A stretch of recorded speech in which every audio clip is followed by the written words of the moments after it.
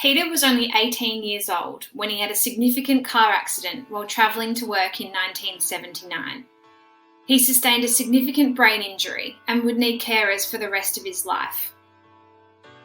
The insurer had historically funded his treatment, care and accommodation, plus anything else that Peter needed to keep himself and his family happy. They were liable for the injury, of course. However, there were no boundaries or expectations around what was reasonable for the insurer to pay for. Fast forward 39 years to 2018. Pete had been living in shared accommodation for the last 20 years, but was no longer happy with this arrangement. He wanted some independence and to choose his own flatmate. We noticed he was underweight. He was no longer participating in any maintenance therapy. He had developed some unhealthy habits like smoking due to lack of engagement. He was bored. Pete's quality of life just wasn't where we knew it could be. One of our occupational therapists, Carly, visited Pete at home to complete a care needs assessment. Carly had worked in brain injury rehabilitation for many years and knew exactly how to help. Pete needed someone to steer the ship, a health professional with enough experience to know how to improve his care, medical treatment, and his quality of life. Carly did a full review of Pete's claim. His goal was to move house, choose his own flatmate, and live more independently. We found out the insurer was funding accommodation, a cost that can now be funded by the NDIS. His care program was too high for someone living in shared accommodation, and the insurer was being overcharged. Pete was malnourished. He had reduced mobility, and that was increasing his dependence on others. We found Pete a new house, closer to his brother, with one other flatmate and a dog. He's back in a healthy weight range after seeing a dietitian, and his mobility's improved thanks to the physio. Carly also got him a new wheelchair so he could go out to the local club and meet new friends.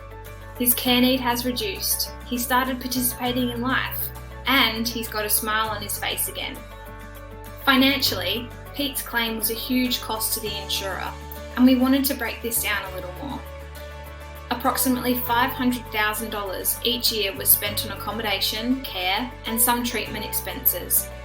It was being managed internally by an experienced claims team, but they weren't sure what was reasonable to fund. So instead of declining anything, they approved it all because they didn't want to upset Pete or his family.